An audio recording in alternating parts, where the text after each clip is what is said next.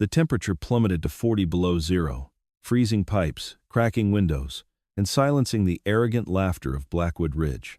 While his neighbors huddled in dark, freezing mansions, Elias Thorne sat by a small fire, perfectly warm, surrounded by the very ice they had mocked him for building. Blackwood Ridge was a wealthy, picturesque enclave nestled in the foothills of the Cascade Mountains. It was a town of sprawling, custom-built estates, heated driveways, and residents who believed that enough money could insulate them from any natural disaster. They were people who conquered nature through technology, massive diesel generators, smart grid HVAC systems, and triple-paned argon-filled windows. Then came the forecast for the second week of January. Meteorologists were calling it a polar displacement, a collapse of the Arctic vortex that was going to drag Siberian temperatures straight down into the Pacific Northwest. It wasn't just going to be a snowstorm. It was going to be an atmospheric deep freeze. The news anchors warned of wind chills dropping to 60 below zero, a level of cold that could freeze exposed skin in under 3 minutes and snap power lines like dry twigs. While the rest of Blackwood Ridge flocked to the upscale markets to hoard artisanal bottled water, imported cheeses, and extra gasoline for their automated backup generators, Elias Thorne was in his front yard, doing something entirely inexplicable. Elias was a retired mechanical engineer, a quiet, solitary man who lived in one of the oldest, smallest homes in the Ridge, a modest, single-story timber cabin that sat like a stubborn relic among the modern glass and steel mansions. He didn't own a generator. He didn't have a smart thermostat. Instead, 3 days before the storm was slated to hit, Elias began building a wall. He wasn't using brick or wood. He was using plywood forms, PVC, piping, and water. Working tirelessly in the freezing sleet of the storm's vanguard, Elias was constructing a massive 2-foot-thick perimeter wall made entirely of solid ice, leaving a 4-foot gap of empty space between the ice barrier and the exterior walls of his cabin. His next-door neighbor, Harrison Vance, a hedge fund manager whose sprawling 10,000-square-foot ultra-modern estate loomed over Elias's property, found the entire spectacle hilarious. Harrison stood on his heated driveway, sipping a steaming espresso, watching Elias drag a heavy garden hose hooked up to a specialized misting nozzle. "Building a moat, Elias?" Harrison called out, his breath pluming in the crisp air. "I don't think the White Walkers are coming down this far south." Elias didn't stop spraying the freezing water onto his wooden molds. The water, hitting the already frigid air, instantly crystallized, building the wall inch by agonizing inch. "Wind shear," Elias replied simply, his voice raspy. "At 50 below, an 80-mile-per-hour wind will strip the heat right out of your walls, no matter how much fiberglass you have in there. This ice wall will break the wind. The dead airspace between the ice and the cabin will act as an insulating blanket." Harrison let out a booming laugh that echoed off the tall pines. "An insulating blanket of ice? That's the most ridiculous thing I've ever heard. You're literally freezing your own house. Look, Elias, if your little pioneer cabin gets too chilly, you can come over to my place. I've got a commercial-grade Generac system and 3,000 gallons of diesel. We'll be sitting at a comfortable 72 degrees while you're playing Eskimo." The mockery didn't stop with Harrison. As Elias continued his back-breaking work, hauling buckets of packed snow to fill the gaps in his glistening ice fortress, a teenager from across the street, Tyler Bennett, began live-streaming him. The video, titled "Crazy Old Man Freezes His Own House," quickly circulated through the local community Facebook group. Evelyn Hayes, the head of the Homeowners Association, even marched down to the edge of Elias's property line, wrapping her designer coat tightly around her. "Elias, this is an eyesore. You're violating several community guidelines with these temporary structures," she scolded, pointing at the wooden braces holding up the massive slabs of ice. "Evelyn," Elias said, leaning on his shovel, his beard caked in frost. "In 48 hours, community guidelines aren't going to matter. Survival will. You need to drain your pipes. Your generator won't save you if the fuel lines gel." Evelyn scoffed, rolling her eyes. "My husband just had the system serviced. We are perfectly fine. I suggest you take this absurd ice wall down before we fine you."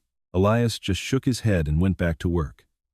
By the evening of the second day, the wall was complete. A towering, opaque ring of solid, dense ice completely encircled his small cabin, reaching up to the eaves of the roof. He had built a small, baffled entryway, a tunnel that forced the wind to turn 2 corners before reaching his actual front door, breaking its velocity. Finally, he used the early snowfalls to pack the 4-foot gap between the ice wall and his house with loose snow, creating a thick, fluffy barrier of trapped air. To the rest of Blackwood Ridge, Elias's home looked like a frosted tomb. They mocked his archaic, desperate trick, secure in their modern wealth. They had no idea what was about to descend upon them. The storm didn't just arrive. It slammed into Blackwood Ridge like a physical blow. It began at 2 a.m. on a Tuesday. The wind awoke Harrison Vance, howling with a violent, high-pitched shriek that vibrated the massive floor-to-ceiling windows of his master bedroom. He checked his phone. The local weather station was reporting sustained winds of 85 miles per hour and a base temperature of -42 degrees Fahrenheit. The wind chill was an unfathomable -78. Within the first 3 hours of the storm, the unthinkable happened. The primary power grid failed. Across the ridge, transformers exploded in bright flashes of blue and green, the heavy cables snapping under the immense weight of the flash-freezing ice and the relentless wind. In Harrison's home, the lights flickered and died. A moment of suffocating darkness enveloped the massive estate, but Harrison just smiled in the dark, waiting. 10 seconds later, the low, reassuring hum of his massive diesel generator roared to life. The lights blazed back on, and the smart home display chimed cheerfully. He walked over to the massive window, holding a glass of scotch, and looked out into the blinding whiteout. He could barely see the property line, let alone Elias's cabin. "Fools," Harrison muttered, thinking of the people in the valley who didn't have his foresight. But Harrison's arrogance blinded him to the brutal laws of thermodynamics. By noon the next day, the storm had not broken. It had intensified. The ambient temperature continued to plummet. Inside his command center of a home, Harrison noticed something alarming. The digital thermostat, set to 72 degrees, was flashing red. The ambient room temperature was dropping. It read 65, then 60. He frowned, tapping the glass screen. He walked over to the nearest heating vent. The air blowing out was lukewarm at best. What Elias had tried to warn him about was coming true. The massive glass windows of Harrison's modern estate, despite being triple-paned, were bleeding heat faster than the massive furnace could produce it. The violent 80-mile-per-hour winds were acting like a cosmic pressure washer, continuously stripping the warm boundary layer of air off the exterior of the house, plunging the structure into a deep, penetrating freeze. Then came the fatal twist. At 4 p.m., the steady hum of Harrison's generator sputtered. It coughed, rattled violently, and then died. Silence, heavier and colder than before, crashed down on the house. Harrison panicked. He threw on a heavy parka and fought his way out the side door, immediately knocked to his knees by the sheer force of the wind. The cold was a physical agony, stabbing into his lungs like shattered glass. He crawled to the generator housing. The machine was dead. The diesel fuel, which the maintenance company had forgotten to treat with an extreme weather anti-gel additive, had turned into a thick, waxy sludge inside the freezing fuel lines. The engine had starved and shut down. Harrison was trapped. His sprawling 10,000-square-foot house, an architectural marvel, was suddenly nothing more than a giant, uninsulated refrigerator. Across the street, the situation was just as dire for the Bennett family. Their backup battery banks, meant to run their solar-powered heating system, depleted in less than 12 hours due to the sheer strain of fighting the cold. By nightfall, the temperature inside their home had dropped below freezing. Tyler Bennett, the boy who had mocked Elias on a live stream, was now huddled in a basement closet with his parents, wrapped in every blanket they owned, their teeth chattering violently, watching in horror as frost began to form on the inside of their living room walls. Further down the road, Evelyn Hayes was experiencing her own nightmare. Without power, her beautifully designed open-concept home offered no small, enclosed spaces to trap body heat. As the indoor temperature plummeted to 20 degrees, the water inside her expensive copper plumbing froze solid. With loud, violent cracks that echoed like gunshots in the dark, the pipes burst, spewing freezing water that instantly turned to slick sheets of ice across her imported Italian marble floors. The wealthy residents of Blackwood Ridge were suddenly thrust into a life-or-death struggle, entirely unequipped for the brutal reality of nature's wrath. Their technology had failed. Their money was useless. But less than 100 yards away, amidst the howling vortex of the killer storm, Elias Thorne was brewing a cup of chamomile tea. Inside his small timber cabin, the temperature hovered at a remarkably comfortable 58 degrees. He wore only a thick flannel shirt and corduroy pants. In the center of the main room, a small, highly efficient cast-iron wood stove burned quietly, consuming a modest amount of dried oak. Elias's foolish ice wall was performing an architectural miracle. Outside, the killer wind was tearing at the landscape, but it couldn't touch his cabin. The 2-foot-thick perimeter of solid ice absorbed the entire kinetic force of the 80-mile-per-hour gales. The wind simply deflected off the smooth, curved surface of the ice barrier. Because the freezing wind couldn't reach the wooden siding of his house, the aggressive convective heat loss that was currently freezing his neighbors' homes was completely neutralized. Furthermore, the 4-foot gap he had packed with snow acted as a massive, naturally occurring thermos. Snow is mostly trapped air, making it an incredible natural insulator. The heat radiating from his small wood stove and his own body warmed the wooden walls of his cabin, and that heat was trapped by the snow and ice cocoon. His house had become a thermal battery. He didn't need a massive generator. He didn't need 1,000 gallons of diesel. He only needed the fundamental laws of physics. As night fell on the second day of the Great Freeze, Elias sat by his frosted window. Because of the snow packed against the glass, it was dark inside, illuminated only by the warm orange glow of his lantern and the fire. It was incredibly quiet. The thick ice wall muffled the apocalyptic roar of the wind to a distant, dull whisper. But as Elias sipped his tea, a strange sound broke the quiet. It wasn't the wind. It was a frantic, desperate pounding. Elias set his mug down. He picked up his heavy flashlight, walked through the interior door, and stepped into the freezing, baffled entryway he had built. He navigated the short, curved tunnel of ice and pushed open the heavy exterior wooden door that faced the street. The wind nearly ripped the door from its hinges, but Elias held strong, shining his beam into the blinding, swirling whiteout. There, collapsed against the outer layer of the ice wall, covered in a thick layer of frost and shivering violently, was a figure. The person was barely conscious, their face pale and lips blue, desperately clawing at the slick ice of Elias's fortress. Elias stepped forward and grabbed the man by the collar of his expensive, now completely useless, designer parka. He dragged him out of the wind, pulling him through the baffled entryway and into the warm sanctuary of the cabin. As the man collapsed onto the rug near the wood stove, the ice melting from his eyelashes, Elias recognized the face of the neighbor who had laughed the loudest. It was Harrison Vance, and he looked like a man who had just looked death in the eye. Elias Thorne did not panic. His movements were deliberate, honed by years of surviving environments, far more hostile than the opulent, manicured streets of Blackwood Ridge. He hauled Harrison Vance's dead weight across the threshold, kicking the heavy, insulated oak door shut. The slam echoed in the small cabin, instantly cutting off the apocalyptic shriek of the blizzard. The contrast was staggering. Outside was a violent, kinetic void of -78 degrees.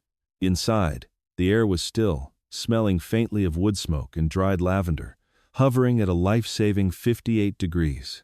Harrison was entering the dangerous, neurological stages of severe hypothermia. His violent shivering had begun to slow, a terrifying clinical sign that his body was running out of the energy required to generate friction. His skin was a mottled, waxy gray, and his eyes were rolled back, glassy and unfocused. He was wearing a custom-tailored $1,200 Canada Goose expedition parka, but it was completely encased in a shell of clear ice, rendering the expensive down insulation entirely useless. Elias knew that exposing Harrison directly to the intense, radiating heat of the cast-iron stove could cause catastrophic tissue damage or trigger a lethal shock to his cardiovascular system as cold blood rushed back to his heart. Instead, Elias dragged the hedge fund manager to the center of the room, laying him on a thick wool rug. Using a pair of heavy trauma shears he kept in his emergency kit, Elias systematically cut away the frozen shell of Harrison's outerwear. He stripped the billionaire down to his thermal base layers, dried off the freezing condensation from his skin, and wrapped him in 2 heavy, pure wool Pendleton blankets. Only then did Elias drag the rug closer to the ambient warmth of the stove, elevating Harrison's feet and sliding a warm, damp towel behind his neck to slowly raise his core temperature by heating the carotid arteries. For an hour, the only sounds in the cabin were the quiet popping of the oak logs in the stove and Harrison's shallow, ragged breathing. When Harrison finally regained coherence, the first thing he felt was the agonizing, fiery prickle of blood vessels dilating in his fingers and toes. He groaned, squeezing his eyes shut. "Don't rub them." Elias's voice came from the shadows of the room. The older man was sitting in a rocking chair, calmly whittling a piece of pine. "Capillary beds are fragile when they thaw. You'll cause deep tissue bruising. Just let the ambient air do its job." Harrison blinked, trying to orient himself. The memories of his massive, 10,000-square-foot ultra-modern estate turning into a pitch-black, freezing tomb flooded back to him. He remembered the generator dying. He remembered the agonizing crawl across his own driveway. He looked up at the timber ceiling of Elias's modest home, then at the glowing embers in the stove. "My generator," Harrison croaked, his voice raw. "The fuel, it turned to jelly. I have 3,000 gallons of diesel, and it's useless. Diesel gels at 15 degrees unless it's chemically treated for extreme weather," Elias said mildly, not looking up from his whittling. "Your maintenance company probably used a standard winter blend. That works for a regular snowstorm. It doesn't work for an Arctic displacement." Harrison pulled the wool blankets tighter around his trembling shoulders. He looked toward the window. Because of the 4-foot gap of packed snow between the glass and the solid ice wall outside, the window was entirely opaque, glowing softly with the reflected light of the fire. "Your wall. It actually worked. It's not magic. It's thermodynamics," Elias explained, setting his knife down. "Cold is a predator, Harrison. It hunts for exposed surface area. Your modern mansion is a marvel of architecture, but it's mostly glass and steel. Glass is a terrible insulator, and steel is a thermal bridge. It conducts the freezing temperatures from the outside directly into your framing. But the real killer is the wind." Elias poured a cup of warm, diluted chicken broth from a pot sitting atop the stove and handed it to the shivering man. "Wind shear strips away the microscopic boundary layer of heat your house naturally produces. But my ice wall? It's 2 feet of solid density. It acts as a kinetic shield. The 80-mile-per-hour wind hits the ice and shatters, deflecting away. The snowpack between the wall and this cabin is 90% trapped air. It acts like a giant thermos. I'm not fighting the cold. I'm just refusing to let the wind touch me." Harrison took a trembling sip of the broth. The realization of his own hubris tasted bitter in his mouth. "How do you know all this? You're a retired mechanical engineer, but this is different. This is survivalist logic." Elias sighed, looking into the fire. "Before I retired, I spent 7 years working for the United States Antarctic Program. I was the lead infrastructure engineer at the Amundsen Scott South Pole Station. I've seen blizzards that lasted for 3 weeks with temperatures hovering at -80. I've seen what happens when sophisticated technology fails in unforgiving environments. You learn very quickly that Mother Nature doesn't care about your bank account, your zip code, or your smart home grid. When the grid dies, only the prepared survive." Before Harrison could respond, a dull, concussive thud vibrated through the floorboards of the cabin. It was a deep, resonant sound, powerful enough to penetrate the massive acoustic barrier of the ice wall. Elias stood up instantly. He moved to the front door, motioning for Harrison to stay back. Elias stepped into the freezing, baffled entryway, cracking the heavy exterior door just an inch.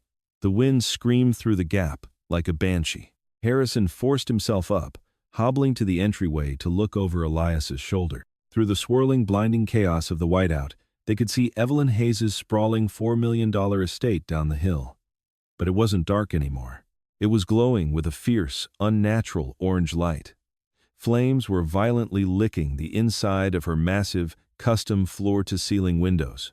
"Good God," Harrison breathed, his eyes wide with horror.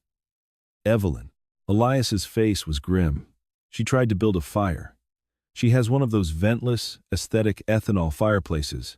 They don't have a flue. In her desperation to stay warm, she likely tried to burn her furniture or soaked some decorative logs in an accelerant. The ventilation failed. The fire spread." "We have to help her," Harrison shouted over the roar of the wind.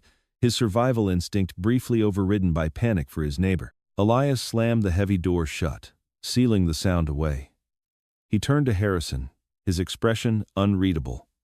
"We can't." "What do you mean we can't? She's burning alive."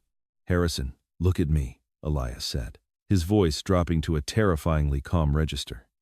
"If we open that door and step out into that wind chill, we will be incapacitated in 3 minutes. If we leave the door open for more than 60 seconds, the wind shear will violently suck the ambient heat out of this cabin. The temperature in here will drop below freezing in 5 minutes, and the fire in the stove will be blown out by the downdraft. If we go out there, she dies, and we die with her." Harrison stared at Elias, his chest heaving. The brutal, unforgiving calculus of extreme survival was completely alien to him. In the civilized world, you called 911. You ran to help, but in the frozen hellscape of Blackwood Ridge, stepping outside was a death sentence. They moved back to the main room. Harrison sat by the stove, burying his face in his hands, weeping silently. Elias stood by the opaque window, listening. A few moments later, they heard the sickening sound of shattering glass. The intense heat of the fire inside Evelyn's mansion had caused the massive thermal panes to expand and explode outward. But the moment the windows blew out, the 80-mile-per-hour blizzard rushed inside the house. The sheer kinetic force of the frozen wind acted like a colossal, suffocating blanket. It didn't fan the flames. It snuffed them out through sheer atmospheric pressure and sub-zero displacement. Within 20 minutes, the orange glow faded into nothingness. The fire was dead. And so, it seemed, was Evelyn's only chance at warmth. The storm raged for another 36 hours. An endless, punishing assault that tested the structural integrity of every building in the valley. Inside his frozen fortress, Elias kept the fire burning, rationing his dried oak and monitoring Harrison's recovery. The billionaire spent the time in a quiet, contemplative daze, watching the dancing flames, completely stripped of his former arrogance. Finally, on the morning of the 4th day, the screaming wind lost its voice. The high-pitched shriek faded to a dull roar, then a low whistle, and eventually absolute silence. Elias awoke to the strange, heavy quiet. He checked his thermometer. The outside temperature had warmed to a blistering -10 degrees. The polar displacement had broken. "Get your gear on," Elias told Harrison, handing him dried thermal layers and a heavy canvas coat. "Let's see what's left of the world." They used a snow shovel to dig their way out of the baffled entryway, carving through 4 feet of densely packed drift. Breaching the surface, they stepped out into blindingly bright sunlight. Blackwood Ridge had been devastated. The pristine enclave resembled a war zone frozen in time. Ancient pines were snapped in half. Power lines lay tangled across the roads like dead black serpents. They looked toward Harrison's estate. It stood completely dark. The massive structural beams had contracted so violently in the cold that deep, visible stress fractures spiderwebbed across the stucco exterior. Inside, it was a solid block of ice. Hurrying down the road, they reached Evelyn Hayes's home. The mansion was a terrifying sight. The front facade was charred black, but the inside was worse. Burst plumbing had spewed thousands of gallons of water into the freezing wind. The expansive living room was now an indoor glacier, with expensive Italian leather sofas encased in solid, milky ice. A weak, rhythmic tapping echoed from the rear of the property. Elias and Harrison carefully navigated the slick floors, following the sound down into the subterranean wine cellar. They found Evelyn huddled in a corner, wrapped in ruined designer coats.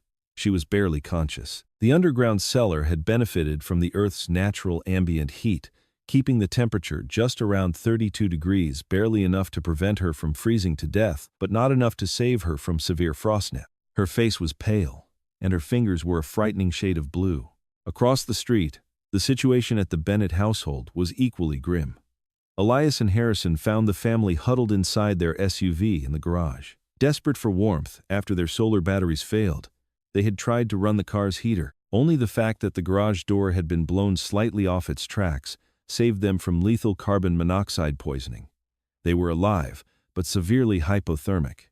By noon, the distant, heavy rumble of machinery broke the silence.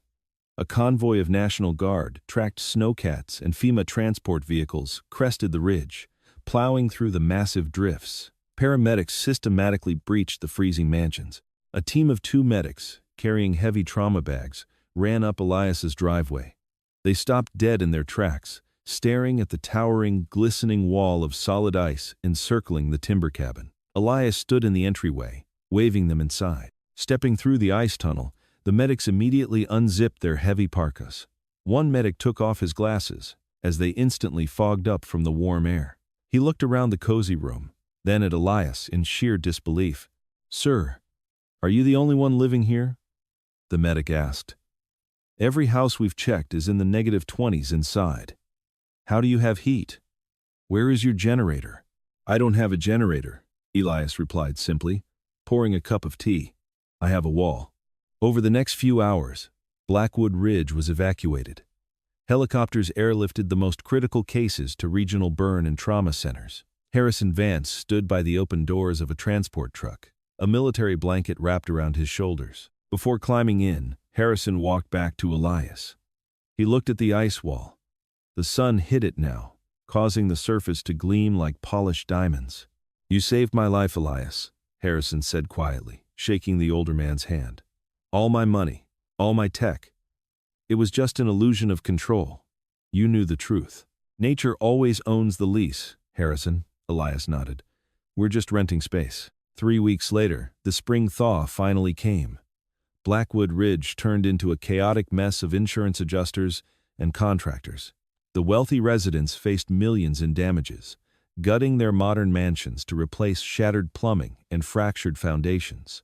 In a staggering display of tone deafness, Evelyn Hayes attempted to issue Elias a citation from the Homeowners Association for having unauthorized temporary defensive structures. Elias simply mailed the citation back with a photograph of her smoldering, frozen living room.